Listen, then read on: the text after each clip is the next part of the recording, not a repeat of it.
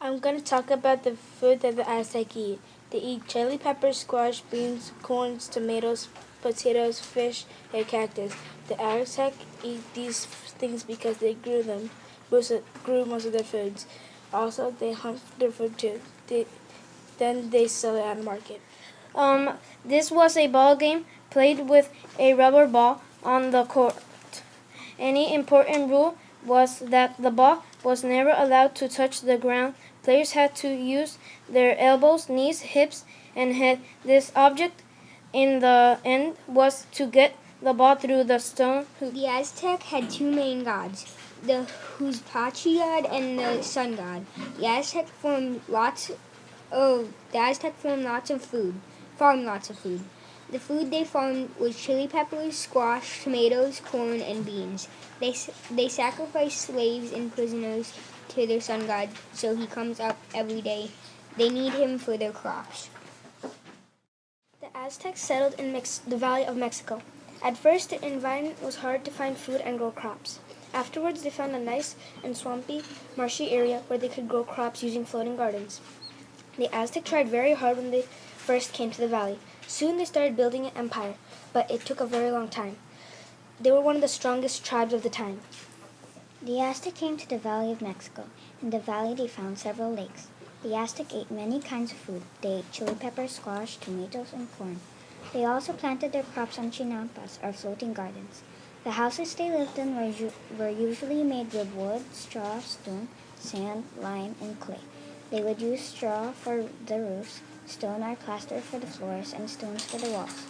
The Aztec played many games. One of the most famous games were Ulamalisla.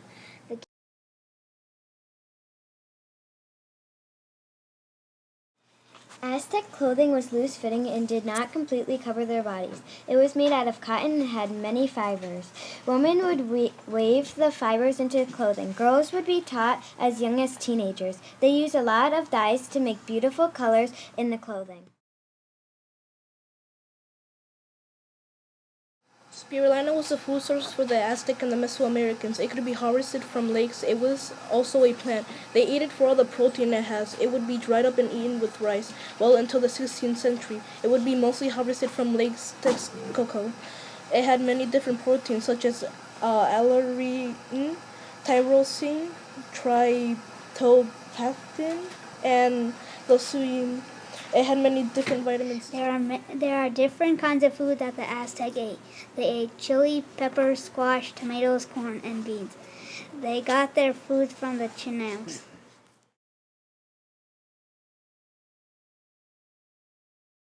The Hopi ate corns, beans, squash, and pumpkins. These fruits and vegetables were an important part of their diet. They raised these magnificent fruits and vegetables from what they called dry farming method, is away from growing crops in places where there is only low water. Hopi's religion is called Kachinas. The Kachinas are spirits who would visit the Hopi villages for half of every year. Hopis believed that the Kachinas help them grow crops and bring down rain.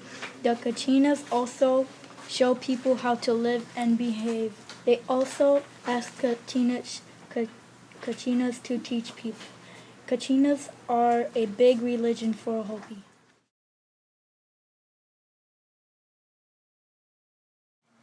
The Hopi are natives of the northwestern Arizona, where they and their ancestors have been living for thousands of years. The Hopis live on a reservation, which is land that belongs to them and is under control. The Hopi environment was dry, desert-like, and hot.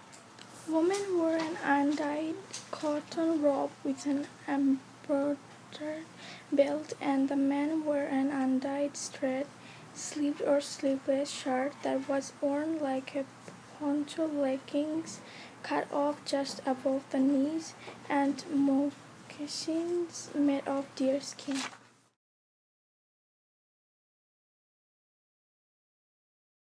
The Hopi lived in the southwest of the United States in the 1500s. The Hopi lived in pueblos, which means villages in Spanish. The pueblos were made out of adobe, which which is a type of clay. The land of Hopi is mostly made up of tall mountains, deep canyons, and steep mesas. They were most successful farmers of the dry farming. The Hopi tribe lived next to a mountain full of adobe. Adobe is a hard clay. They made villages, dolls, pottery, and dams out of adobe. You can find adobe in the ground or on a mountain. They made almost everything out of adobe. That's almost everything they do. The Hopi were experts at farming. They grew corn, beans, and squash. The Hopi raised turkeys for a good source of meat. The men hunted deer and antelope while the women gathered nuts, fruit, and herbs that they grew, and they ate with the other foods and meats.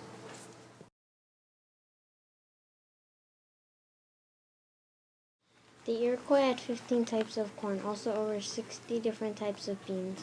Animals got obtained for meats, maple syrup, nuts, roots, vegetables, oils, fruits, all kinds of berries, teas, and herbs for medicines. The men cleared the farms. The women did the actual planting. The main crops were corn, beans, and squash, and they were considered gifts from the Creator.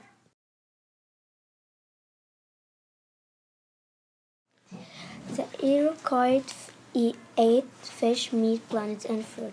They got the fish from the river and then the meat from the animal, and the plant and fruit from the field. The Iroquois tribe made and used wampum for many purposes. Wampums are traditional shell beads that come in different shapes and colors. They use wampums to tell stories. They also used them as a form of money. String of wampums were also used instead of writing and were created to record treaties or historical events. The Iroquois lived in long houses, which, as it sounds, are long houses that have a long, narrow, rectangular shape. First, they had to gather the materials. They made the frame out of long poles. They tied young trees to the frames. Once they had the shape of the longhouse, they covered the house with bark. The Iroquois lived in longhouses. It can fit 20 families. It can be 120 feet long and 20 feet wide. Inside, mothers would take care of their children while the men will go hunt for food. One of the main sources that they'll eat is beans, squash, corn, and fish.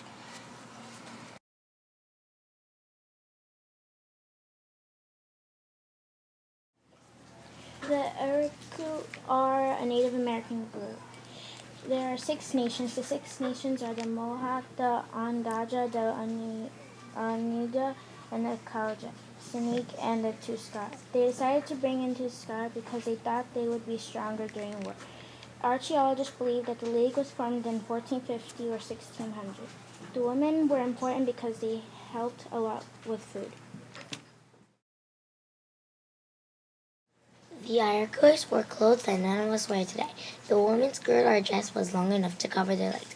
Men wore shirts and leggings during winter. Men would wear smocks that went down until his knees. They wore moccasins. Moccasins are shoes that are made from deerskin. Women and men's clothes are made from deerskin. Porcupine quills were used for decoration. They dyed quills to have some color. As you can see, men and women in the Iroquois tribe wore a unique style of clothes.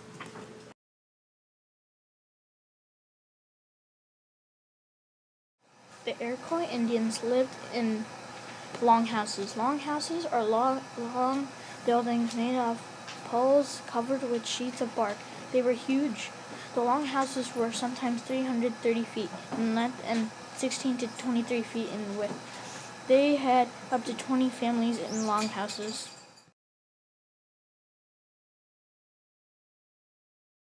The Lakota kept track of time with calendars called winter counts. Each winter, the Lakota met to choose an important event of the past year. An artist then recorded this event by drawing a symbol. The Lakota tribe lived in the Great Plains, which was mainly part of the Middle West. The environment for the Lakota tribes are very different. Summers can be extremely hot and winters can be extremely cold. The lack of rain made growing corn and other crops difficult. The Lakota used sticks, rocks, and branches to make tools and weapons. To hunt with, they used buffalo skin to wrap teepees for protection. The Lakota people are a group of Indians that are considered part of the much larger Sioux tribe and are often referred to as Teton or Dakota. Traditionally, the Sioux tribe had moved to the USA to have real houses. They would find berries and jerky. The woman would put the jerky outside to dry and eat. The Lakota Sioux tribe were farmers, hunters, and gatherers. They liked to farm corn and gather fruit and berries. Once the Lakota Sioux with access to horses in the 16th century, their diet was mostly buffalo meat, since they were able to keep up with the buffalo migrations, forms, and patterns. Their diet was also included elk, antelope, turkey, and deer meat, but mostly buffalo. The Lakota had a ceremony called the Sundance. The Sundance was held every summer and lasted for several days. They would dance and sing. The Lakota would show courage by going through painful rituals.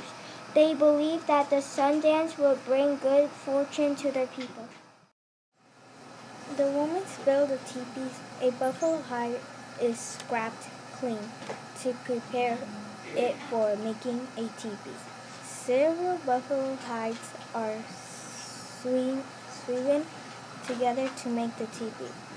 Covered wooden poles are used to form frame. The buffalo hides stretched over poles to cover the teepee.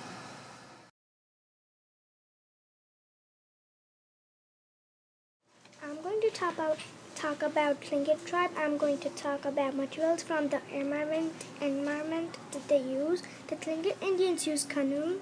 They are made up of hollowed out trees. They are went the northwest and the laking for fishing and hunting.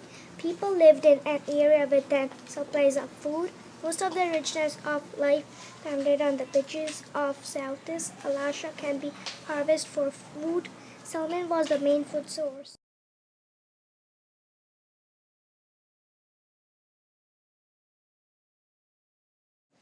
I'm going to talk about the salmon. The Tlingit eat salmon. They use spears to cast the salmon. In the salmon run, the family could catch over 1,000 pounds of salmon. From earlier springs from late summer, millions of salmon swam from Pacific Ocean to rivers such as the Columbia.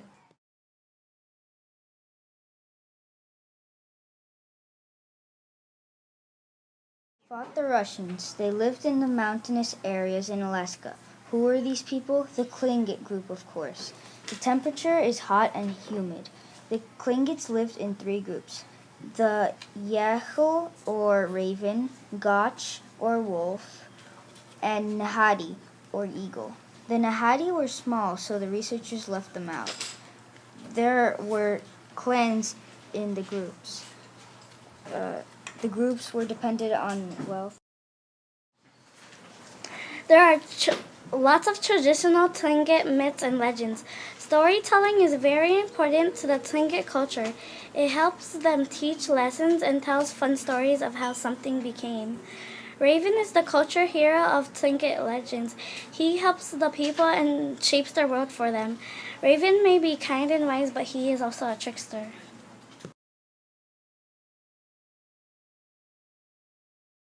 Tlingit people, whose name means people of the tides, lived as early as 11,000 years ago.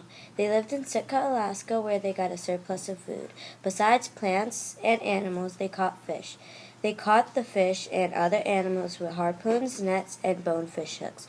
The Tlingit people also had a special celebration called the potlatch. The potlatch was a feast where the guests received gifts. The Tlingit culture still exists in many countries today.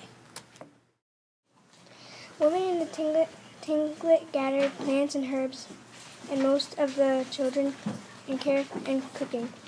Men fished and hunted sometimes and went to war to protect their families.